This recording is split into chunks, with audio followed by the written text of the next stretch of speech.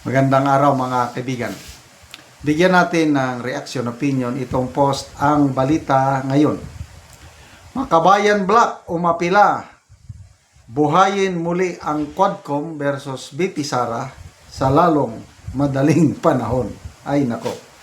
Sa gitna ng mainit na isyu kaugnay ng biglaang deklarasyon ni BP Sara Duterte ng kanyang intensyong tumakbo sa pagkapangulo sa 2028, mariing umapila ang Makabayan Black sa liderato ng House of Representatives na agarang buhayin muli ang Quad Committee upang imbestigahan ang mga aligasyon laban sa ikalawang Pangulo.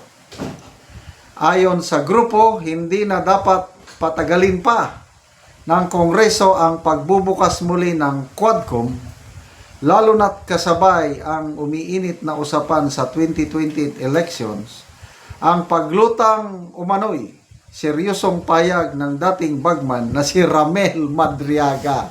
Ay nako, Madriaga lang pala.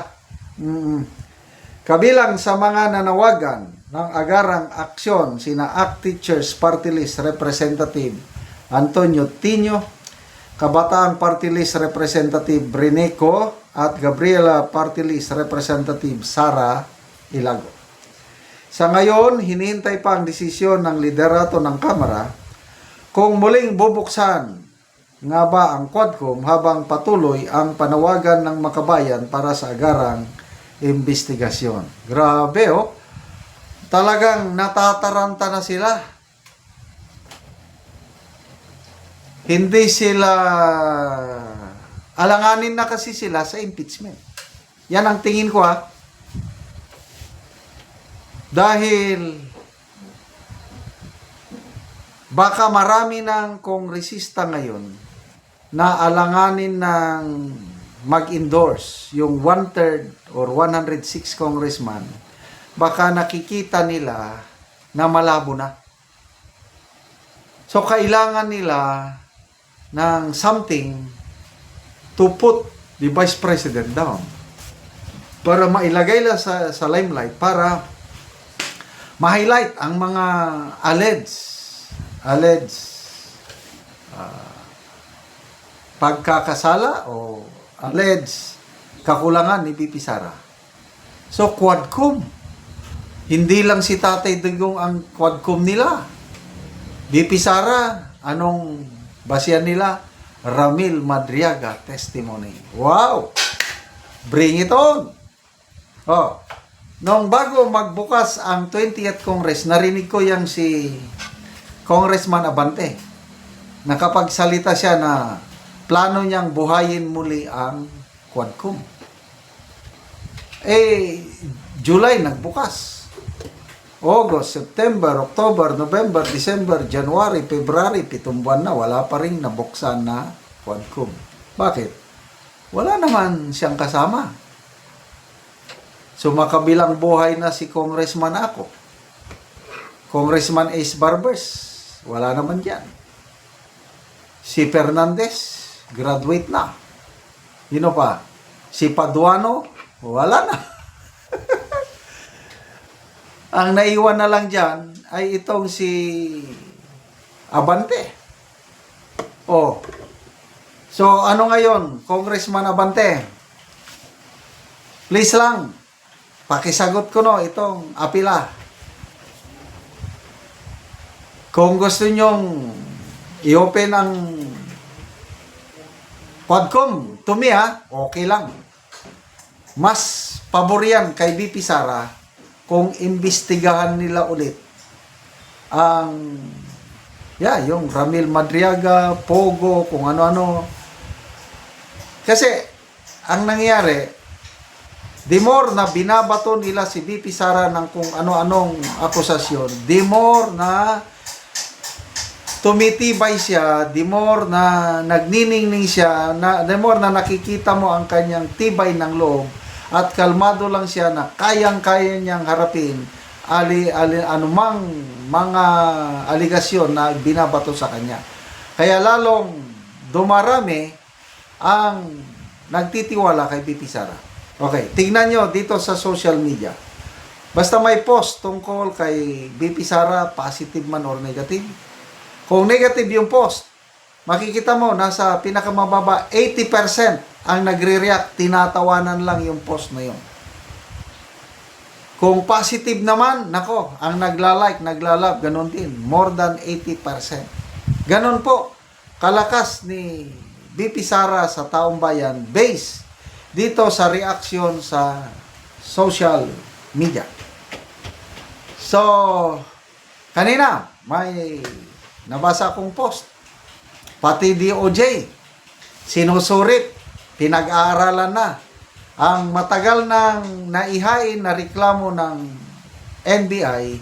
2024 pa ito, grave threat at sedition laban kay BP Sara nang dahil sa kanyang remarks noon na nung galit na galit siya dahil ikinulong yung kanyang chief of staff, si Attorney Laika Lopez. Sabi niya, pag may nangyari sa akin, pag mamamatay ako, meron na akong nakontak na hitman para tirahin din, birahan, gurgurin si BBM, Lisa at Martin Romales. That was 2024. Matagal nang isinampa ng NBI yung reklamo sa DOJ. Natulog na nga lang. Ngayon, pagdeklara, ngayon nagsalita, kinumpirma, sinusuri, pinag-aaralan na. Ano pa? NBI Director. The day after na nag-declare si BP Sara, nagtalaga si Pangulong Marcos ng NBI Director na dating DDS, dikit kay Pangulong Duterte, PDP Laban Secretary General, ngayon, number 1 critic ni BP Sara, itinilaga na NBI Director. Ano yon?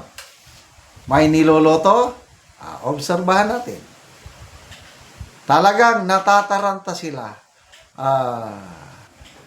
Grabing epekto itong pagsalita ni BP Sara. Napakagandang timing. Ako, alam kong tatakbo siya. 100% ako. Kailan siya magdi-declare, hindi ko inaakala na i-declare niya na as early as now. Kasi nga, yung timing, dapat mag-declare na siya ngayon habang magsisimula na yung talakayan sa Kongreso tungkol sa impeachment. And that's the best timing so far. Salamat mga kaibigan sa inyong pagsubaybay sa ating channel. Nakakatulong kayo ng malaki sa tribong Talandig ng Bukidnon. Dahil ang income natin sa channel na ito is pantulong sa tribo. Namimigay tayo ng libreng yero at pako para makapagpatayo sila ng mas maayos na tirahan. Panoorin nyo ang video na ito. Natagaan na mo gero, so mag-atop na ni siya. Patuloy mo na.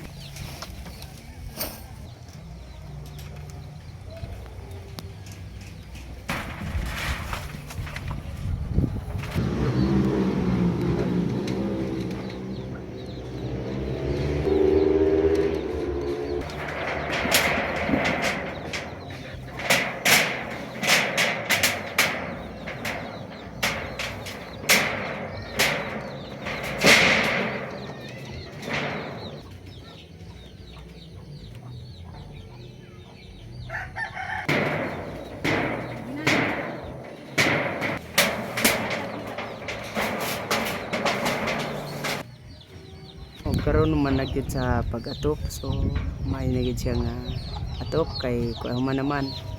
Salamat sa Ginoo og sa nagtabang nga sen dagan jud kayo salamat.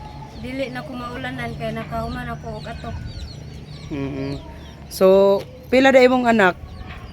2 ka buok. Tanan na naga-eskwela. Tanan naga-eskwela. Oo, so pila na da imong edad? 30. 30 na ka. So kuan gyud. Unsa day inyong panginabuhian, inyong trabaho sa imong bana? Ang trabaho sa akong bana magtanom og mais o mag-garden sa carrots. Ora. Lagi ba? Kay ang pag-garden kuan mangyapon usahay bagsak ang presyo. Sa jud.